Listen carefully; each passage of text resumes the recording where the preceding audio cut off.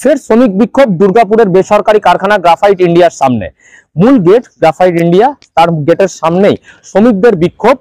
যে সমস্ত শ্রমিকরা কারখানায় কর্মরত অবস্থায় অনেকে অসুস্থ হয়ে গেছেন, মেডিকেল ভাবে আনফিট, সেই সমস্ত শ্রমিকরা আজকে কারখানার গেটে এসে বিক্ষোভ দেখায়। তাদের যেমনটা দাবি, কারোর পা বাদ গেছে, কেউ ক্যান্সারে আক্রান্ত, কেউ আবার দুরারোগ ব্যাধিতে আক্রান্ত।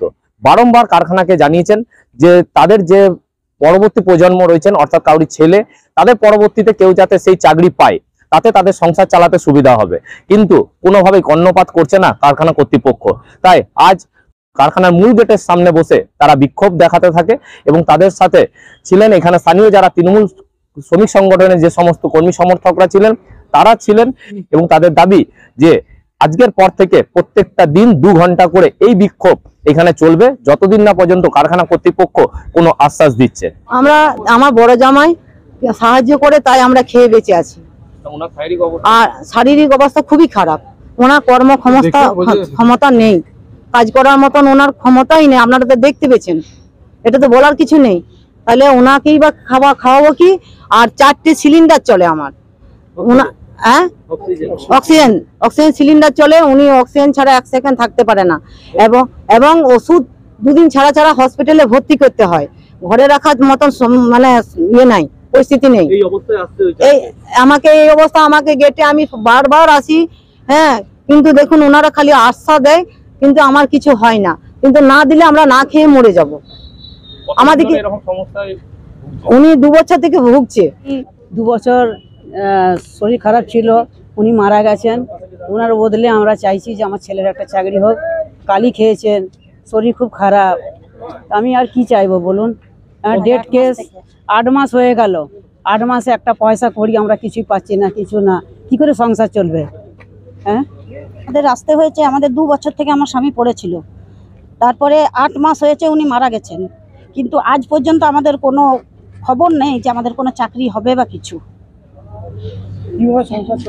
ওইভাবে আমাদের ওই যেটুকু আছে সেইটুকুর মধ্যেই আমরা চালাচ্ছি। হয়তো এরপর আমাদেরকে না খেয়ে মরতে হবে, সেই জন্য আমরা একটা চাকরির জন্য বলছি যে আমাদের ছেলের একটা চাকরি দিতে হবে। এইখানে 32 বছর চাকরি বলো, ওটা আমার নাই। আর কাজ ছিল 4 বছর, ক্ষমতা নাই আমার কাজ করার।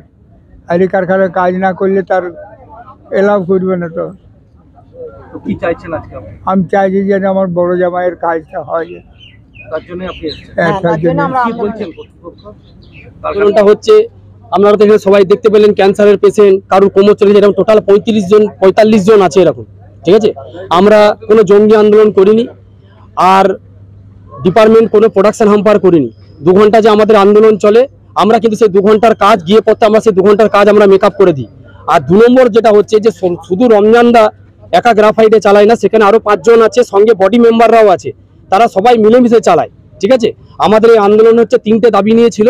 3টে দাবির মধ্যে তো আপনারা দেখতে পেলেন 45 জনের এরকম কেস, ঠিক আছে? আর হচ্ছে যে কন্ট্রাক্টর লেবার থেকে পার্মানেন্ট, ঠিক আছে? বাইরে থেকেও লোক রিক্রুট হয়ে গেছে, দীর্ঘ 12-14 বছর হয়ে গেল, কোনো কিছু হয়নি। ডিপার্টমেন্টগুলো এক একটা কোম্পানি দিনের পর দিন এক একটা ডিপার্টমেন্ট এরা বন্ধ করে দিয়ে ছোট করে দিচ্ছে।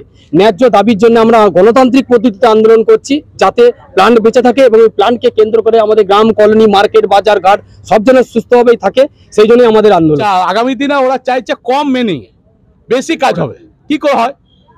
এটা তো একটা কার্বন কারখানা, এখানে সবাই আনফিট। ম্যাক্সিমাম লোকের ক্যান্সার থেকে হার্টের পেশেন্ট, কিডনি পেশেন্ট হয়ে আছে। আমরা আপনাদের কাছে, আপনাদের মিডিয়ার মাধ্যমে আমরা হাত জোর করে বলছি, আপনারাও আমাদেরকে বাঁচান, কারখানাটাকে বাঁচান। আমাদের নেত্রী মমতা বন্দ্যোপাধ্যায়, আমাদের সেনাপতি অভিষেক ব্যানার্জি বারবার বলে আমরা কারখানা বাঁচিয়ে করছি, কিন্তু এই ম্যানেজমেন্ট যদি কথা না শোনে। এখন দেখার এই সমস্ত শ্রমিকরা কবে তাদের দাবি পূরণ হয়। দুর্গাপুর থেকে তন্ময় দাসের report, the e-paper digital. DSMS, a premier management college in Durgapur. Admission open for hotel management, hospital management, tourism management, BBA, BCA and nursing. Excellent training and placement assistance. Join now. DSMS, gateway to success.